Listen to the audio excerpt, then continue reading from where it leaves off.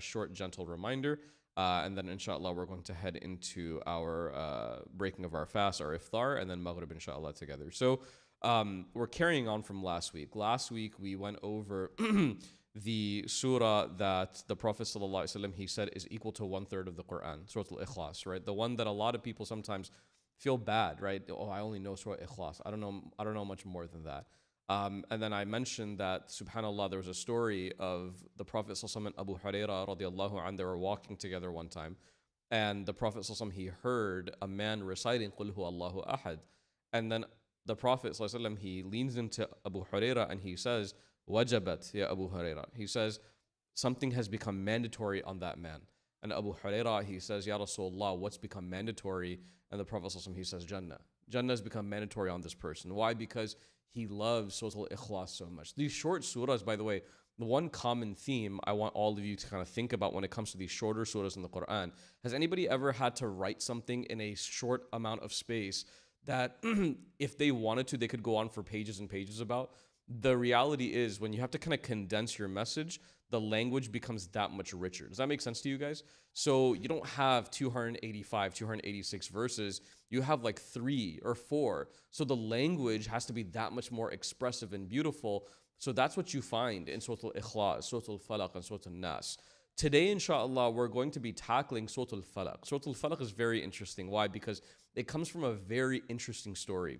And those of you guys who have this deep-seated fear about nazar, you're going to get a good kick out of today, because the reality is the idea of jealousy, of envy, it is very real, right? It's not a fake made-up concept in Islam where people tell each other these things to kind of like make sure that you don't post that picture on Instagram. No. You know, hasad and nazar, all of these kind of phrases and words that describe people's jealousy towards one another, it is unfortunately something that Allah subhanahu wa ta'ala has allowed in this world for his own wisdom. There's a wisdom behind why it's allowed, because it helps you understand the true nature of the dunya. The dunya is not perfect. The dunya is a place that has a lot of evil in it. And you as a person has to understand how to traverse through the different, hurdles of the dunya, okay?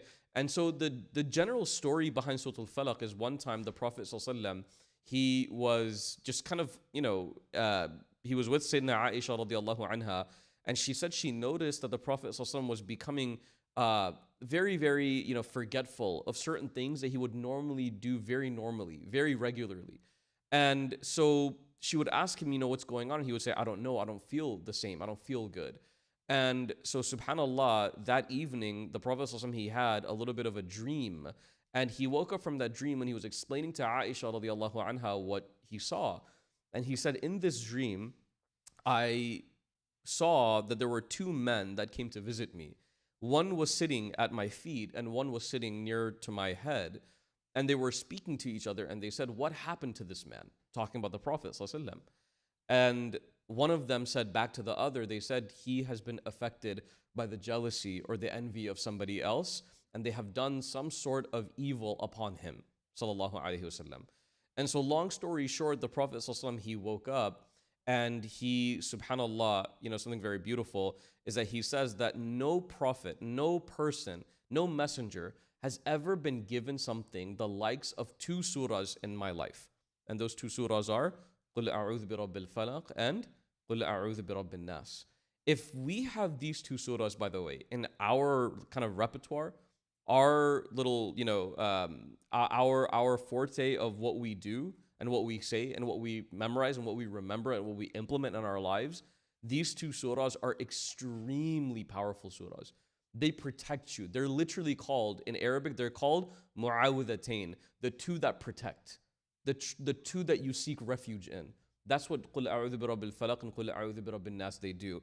And so when the Prophet ﷺ, he found whatever evil that they essentially kind of used on him, they used to use these mechanisms, and we'll inshallah talk about this a little bit later in the surah. Every single moment the Prophet ﷺ, untied or undid one of the mechanisms of evil that they basically tried to kind of induce upon him, he recited an ayah from قُلْ أَعُوذُ بِرَبِّ الْفَلَقِ مِنْ شَرِّ مَا خَلَقَ.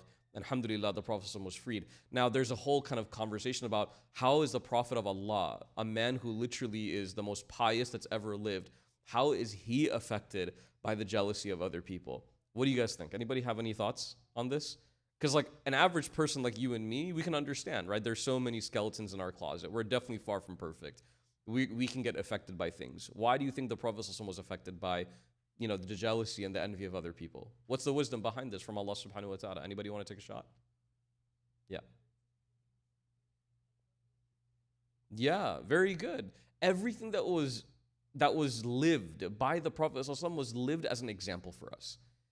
If something didn't happen to him, it would be very difficult for us to understand, right? So even the fact that the Prophet ﷺ was susceptible to certain illnesses. I mean, if you've read, and we did a session at Soul Food, I believe, like a few months ago, about the final week of the life of the Prophet ﷺ. He went through severe fever and headache and pain in his body. Someone could say, well, isn't he a prophet? Shouldn't he have like the most peaceful and easy departing from this world? Of course, that's possible. But Allah even allowed him to go through some sort of difficulty in his illness just to show that illness and health, it's not a sign of you being unrighteous. It's just a sign of humanity, right?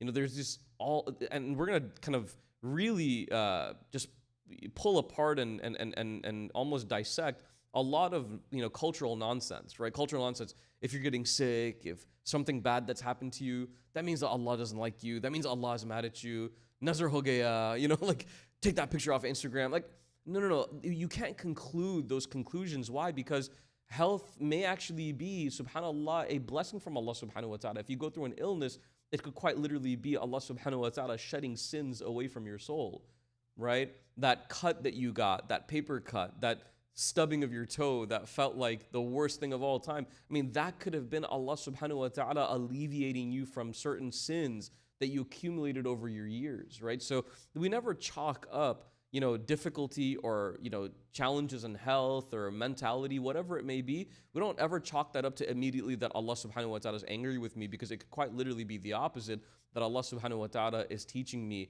and giving me a moment where I can turn something that's unfortunate in my life into a moment of ibadah, into a moment of worship and gratitude to Allah subhanahu wa ta'ala, okay? So Allah subhanahu wa ta'ala, He begins the surah with a command, just like He did in Surah Al-Ikhlas. Qul, He says, say. So one thing I want you guys to kind of really appreciate here, and you guys will probably also kind of really be able to apply this, particularly in Ramadan, when you're reading the Quran, don't read it as just like a text, like you're reading like a book. I want you to read it as like a live interaction.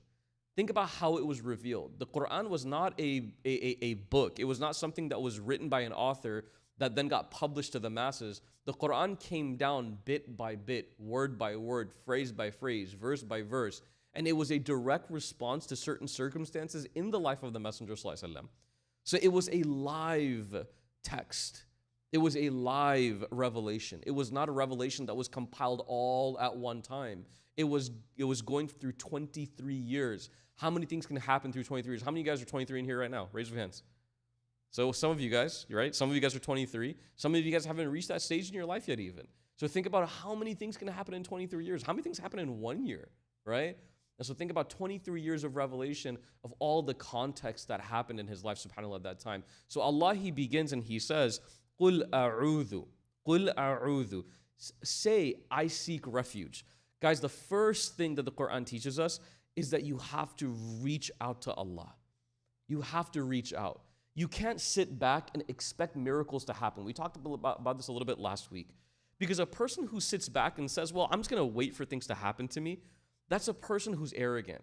Allah Ta'ala, He says in the Quran, سَأَصْرِفُ عَنْ آيَاتِيَ الَّذِينَ يَتَكَبَّرُونَ فِي الْأَرْضِ بِغَيْرِ الْحَقِّ He says that I will turn away from my signs.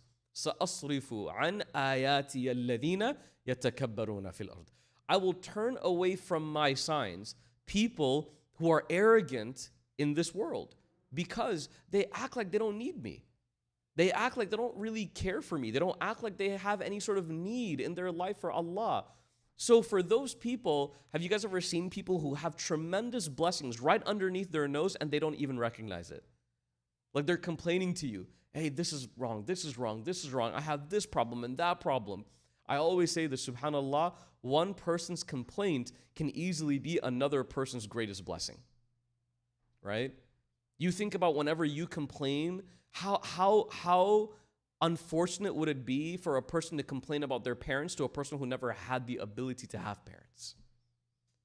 How unfortunate would it be for a person to complain about their school, their student career to a person who was never fortunate enough to get a formal education?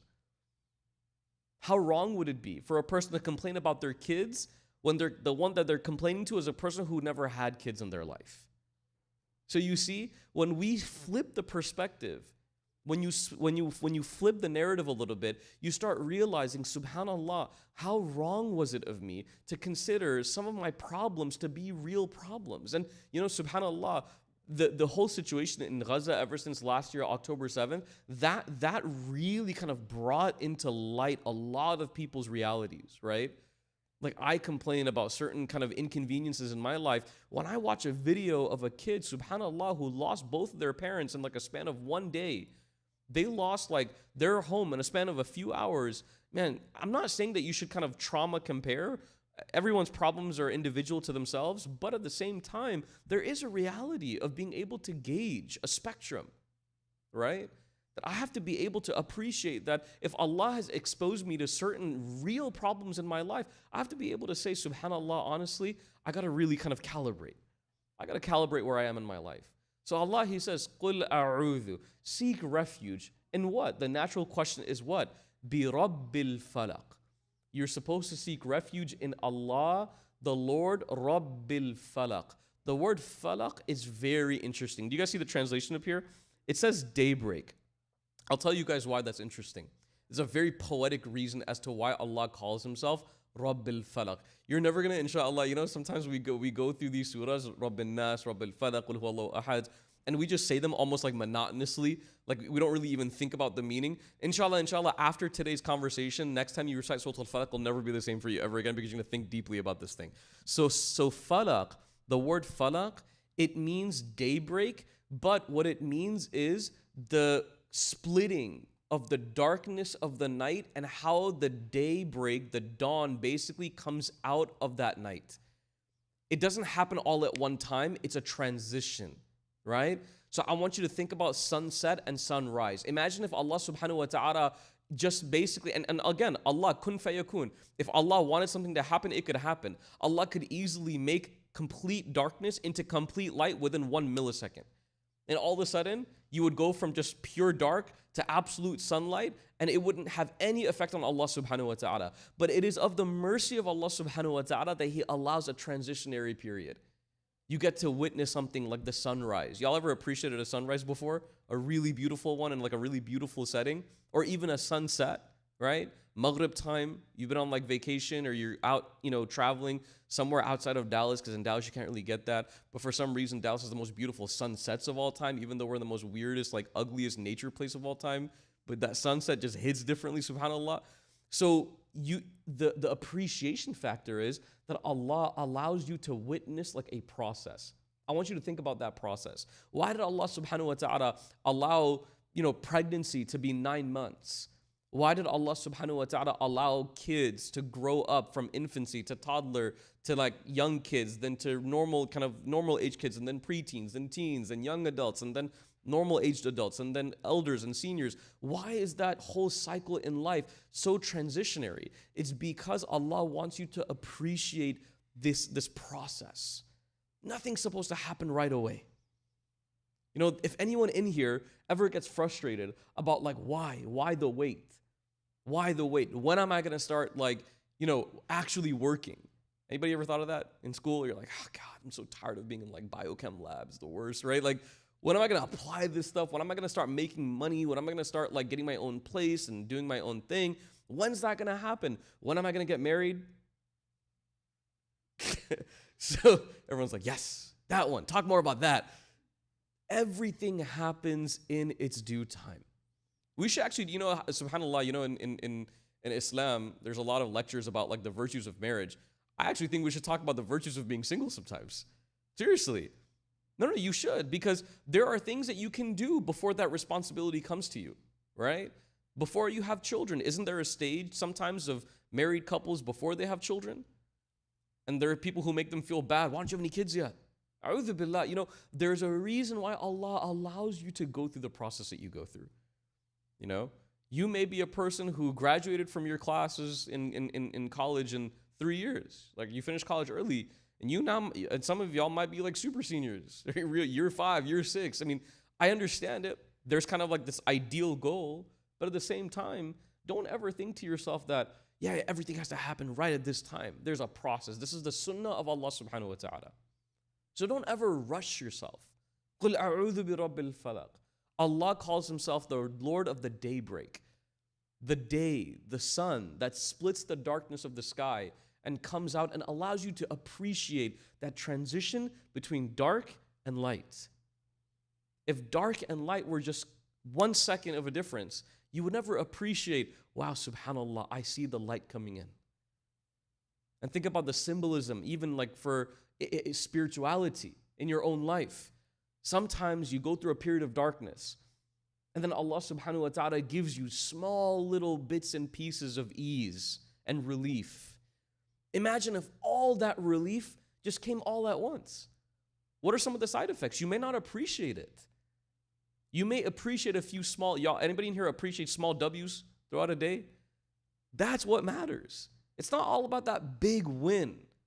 You have to appreciate the small victories throughout a day, because those small victories make up that big victory. If the Prophet ﷺ, and think about it, the greatest example I can give you guys spiritually is the Quran. Couldn't Allah have just given the Prophet ﷺ the entire Quran at one time? Isn't Allah capable of doing that? Of course He is. Couldn't Allah just reveal all the way from Fatiha to Nas in one sitting? Of course He could. Why did Allah take 23 years? He wanted the Prophet ﷺ to appreciate it. Appreciate the phase, appreciate the stages, appreciate the trajectory of growth. So he says, قُلْ أَعُوذُ بِرَبِّ الْفَلَقِ. And then he says, مِن شَرِّ مَا خَلَقَ. You're seeking the protection of Allah subhanahu wa ta'ala against شَرِّ مَا خَلَقَ, the evil of what has been created. And the reality is, evil is all around you. Anybody who has this question of why does the earth have evil in it? Why does the earth have, imperfection? Welcome to the dunya. This is what it's supposed to be like. If a person lives in this dunya and they think to themselves that, well, I have a problem with poverty, I have a problem with hunger, I have a problem with homelessness, I have a problem with crime, I have a problem with dhulm, with oppression. Yes, we should have problems with those things, but those are part and parcel of what makes the dunya what it is. And if a person, subhanAllah, I always share this, if there was no poverty, where would be the opportunity for pious people to give to combat that poverty? If there was no homelessness, what opportunity would arise for a good person to give moments of charity to people that need it? If there was no hunger in the world, where would we get a chance to ever feed people? These things have to exist in the dunya. And evil at the end of the day is not always black and white. There is nuance to why certain things happen. Even the worst of the worst. Look at Gaza. I know we all are making dua against Benjamin Netanyahu. Of course, I along with you. But at the same time, there's a reason why Allah subhanahu wa ta'ala would allow certain things like this to happen. The shuhada, the mu'mineen, the Muslims that have now, they have converted to Islam because of it. Their eyes have been opened. SubhanAllah, I've had personal conversations here in Roots of people who were formerly a part of the Jewish tradition. And they came and they accepted Islam, actually, surprisingly, in soul food. They said that, hey, I'm ready to become Muslim. I said, why? What turned the leaf for you? And they said, Gaza. I cannot see something like that and move on with my life and think that there is no such thing as Islam. I'm ready to accept La ilaha illallah. So yes, a person can see black and white and say, yeah, you know what, that's bad, this is good. But a believer understands that even with the bad, Allah subhanahu wa ta'ala, min sharri ma khalaq. There is shar that exists in this world that was created by Allah subhanahu wa ta'ala, but by Allah to teach, right? But at the same time, one of the reasons why there's evil is so that you can ask Allah ta'ala for protection against it. How many of you guys, subhanAllah, and you don't have to answer this out loud, but how many of you guys have prayed because you were afraid? Anybody? Good. Sometimes you pray out of happiness. Sometimes you pray out of hope. Sometimes you pray out of excitement. There's something exciting on the horizon that you're super, super pumped about, and you want to pray to Allah Ta'ala out of excitement for it. And sometimes you pray out of fear. You're walking through that dark room in the middle of the night, and you're like, A'udhu billahi minash shaitanir rajim, bismillah, right? Like, sometimes that fear draws you closer to Allah in a way that it never does, right? And this is natural. The goal is that no matter what you experience, everything is supposed to bring you back to Him. Everything is supposed to bring you back to Allah. No matter if you're happy, or scared, or excited, or anxious, nervous, allow those emotions to bring you back to your Lord, because that is the ultimate goal of all of this. And then Allah Ta'ala, He continues and He says, وَمِن شَرِّ غَاسِقٍ إِذَا وَقَبْ. He says, the harm or the evil of the night when it gathers, the darkness when it gathers. How many of you guys have ever been told by your parents, hey, don't go out at night? And you thought to yourself, this is some like random like Pakistani myth, right? Like, what are you talking about, dude? Like, you get that from Karachi or like Islamabad? Which one, right? No. وَمِن شَرِّ غَاسِقٍ إِذَا وَقَبْ actually, subhanAllah, is rooted in the Quran.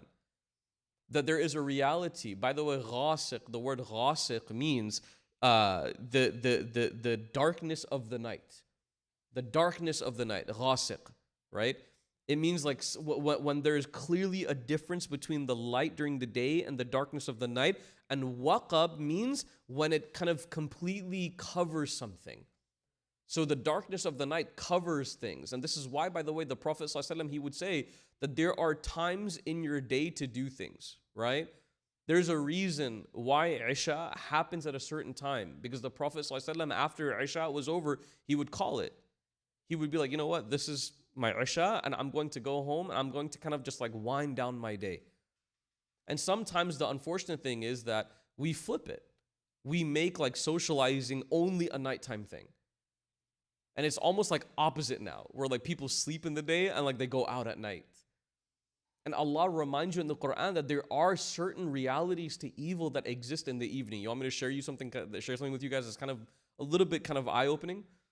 The Prophet one time, there's a narration. I'm going to actually check inshallah, the strength, the authenticity of this narration, but it is attributed to the Prophet in a hadith that has been graded as good, as Hasan. He said that if people knew what came out in the evening, the creation of Allah Ta'ala that came out in the evening, they would never step foot outside of their homes. I want you to think about that. If only they knew. One of the blessings of Allah is that He has allowed certain things to us be unseen. You can't see things around you all the time, right? That's a part of our belief. You can't see the angels.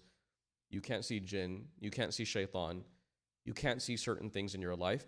But the Prophet, he said that if you knew some of the realities of the darkness, you would never step foot out of your home in the evening. And this is not a point of scaring people, because that's not the point of the Quran. That's not the point of Islam. The point is to understand that the wisdom of Allah and His Messenger ﷺ, they're real, right? Don't make it a habit to be out like constantly, overnight, over time. Understand that, and by the way, it's not just like spiritual, it's actually physical. Like, how many people understand that, like, if you go to sleep at a timely manner, you wake up better, right? You wake up better. As you get older, you really appreciate this. I definitely have. As I've gotten older in my life, I'm like, man, subhanAllah, like that 1 a.m. hangout, it does not hit anymore like it used to before. Like now, like, I appreciate when I'm able to actually like wind down and go to sleep and then wake up for Fajr, because if I am out until like 2 a.m., my Fajr is absolutely cooked. It is not happening.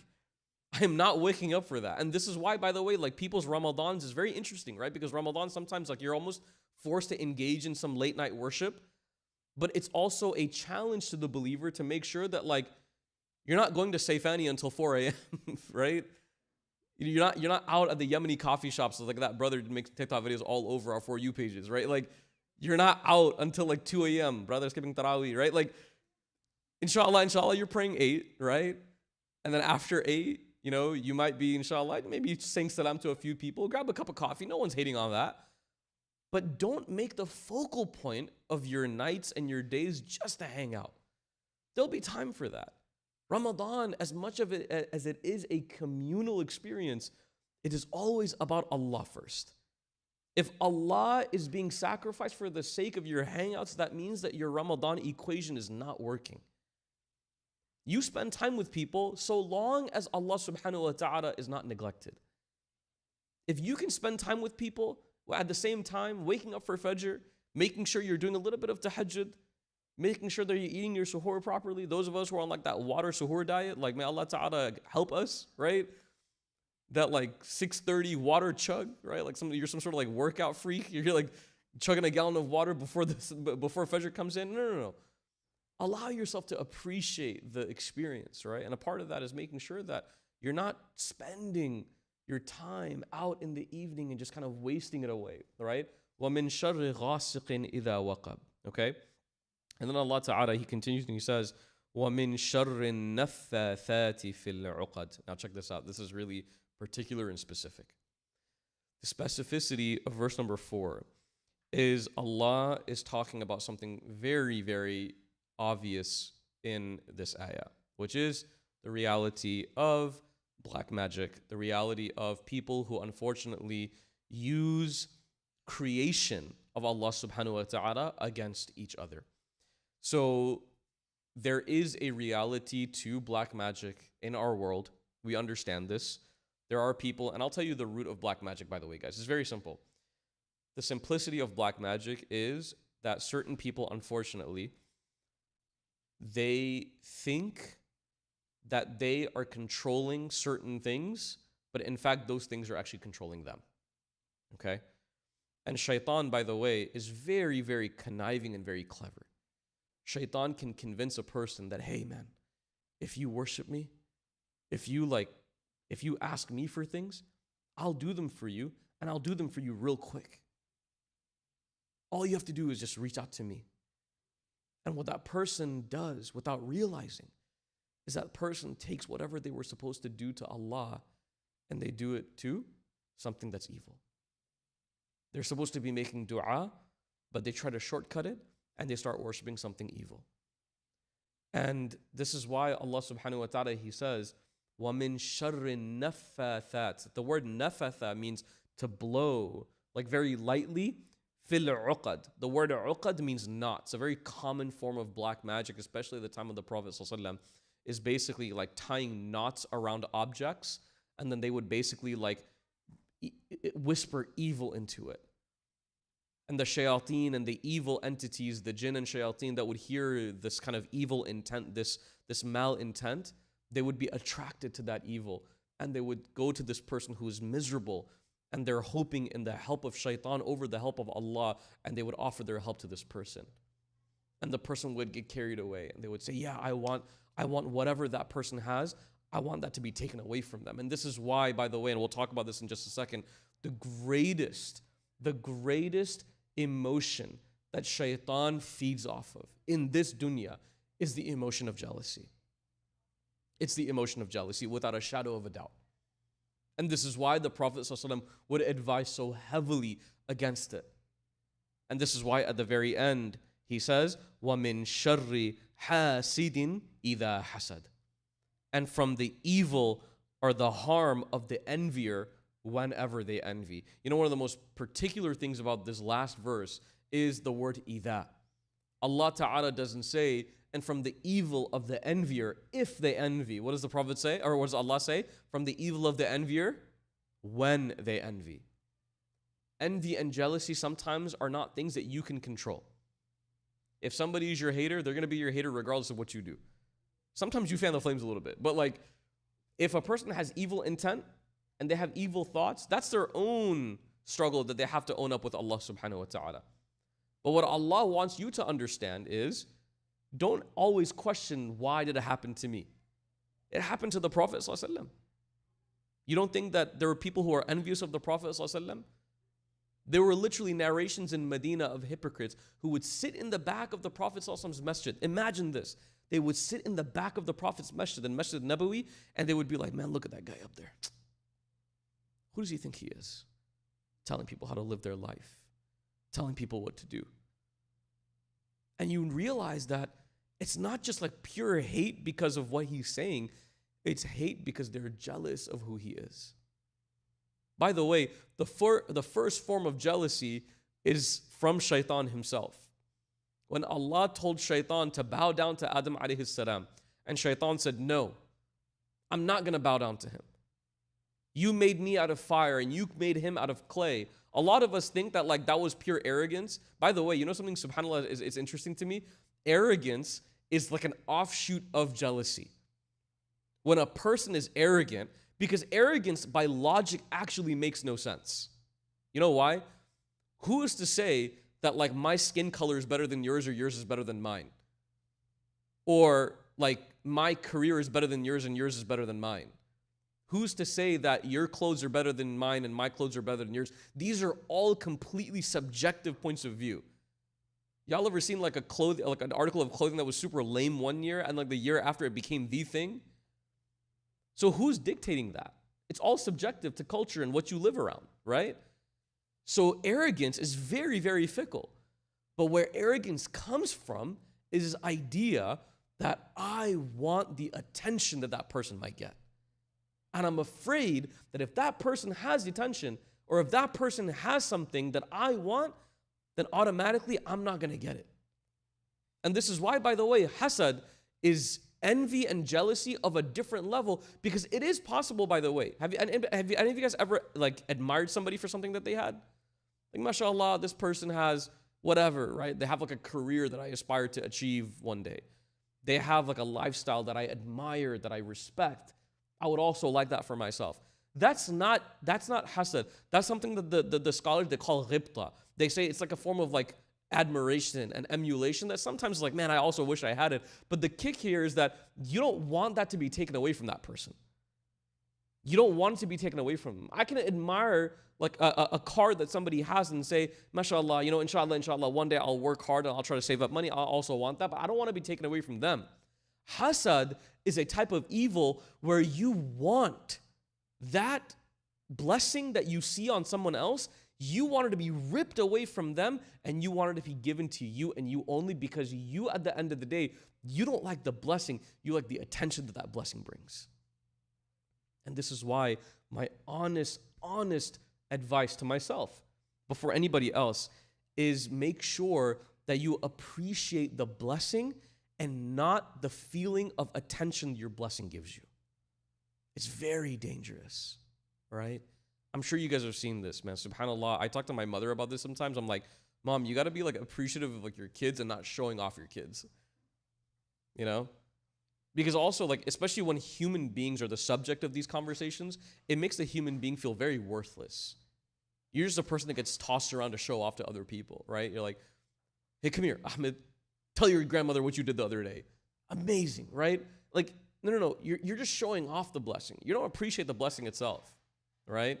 Your degree that you're about to, inshallah, achieve should not be used as a mechanism of showing off to people, so you can put it on your shelf and say that you got this and this and this and this and from this school.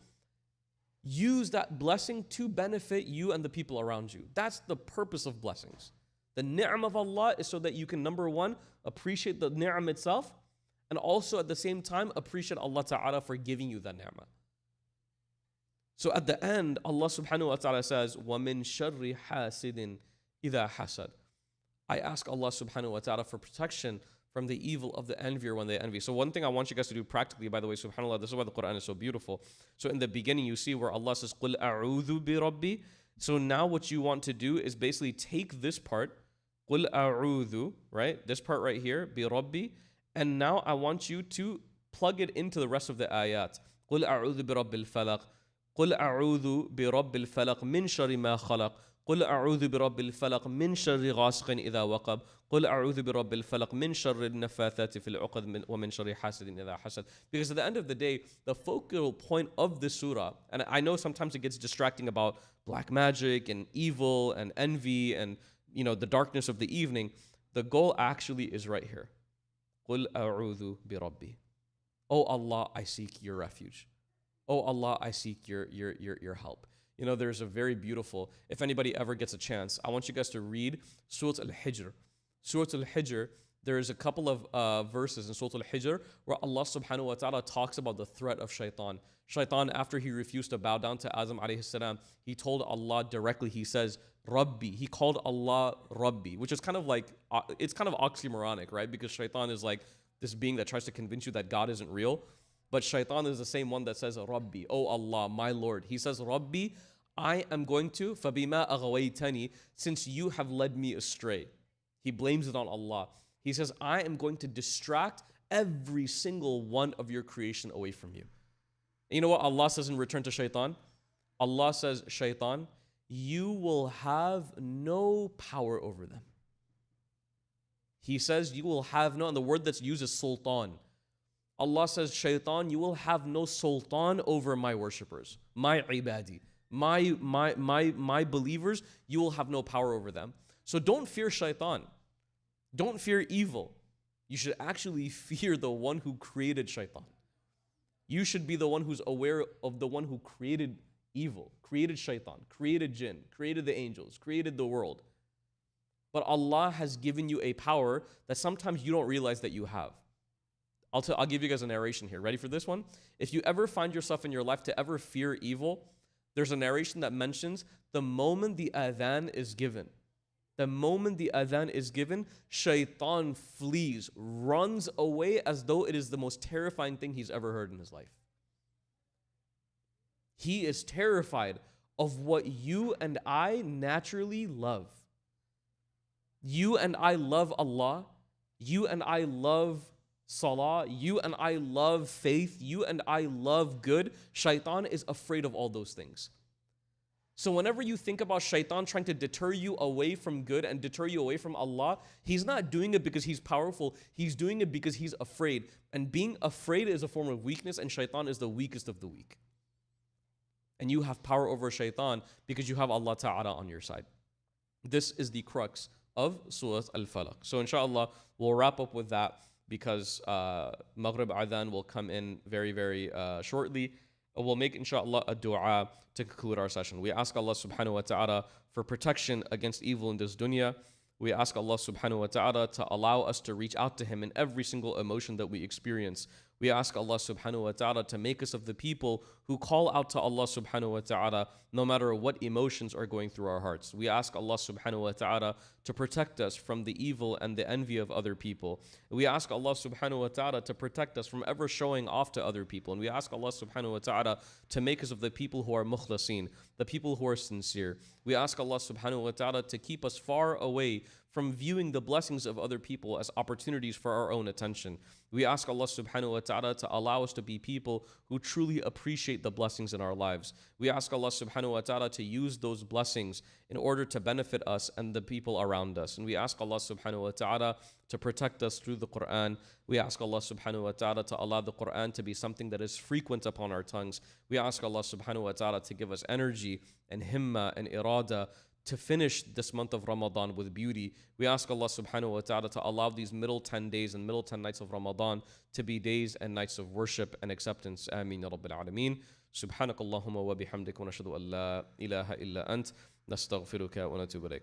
Inshallah, tomorrow we are going to be hosting another session of Ramadan nights. Obviously, the only difference is that there's going to be a bit of a time change. In the previous 2 Fridays, it's been at 10 p.m. But tomorrow evening, inshallah, our start time is going to be around 10:30. Okay, just because obviously the daylight savings time, inshallah, pushed us up a little bit.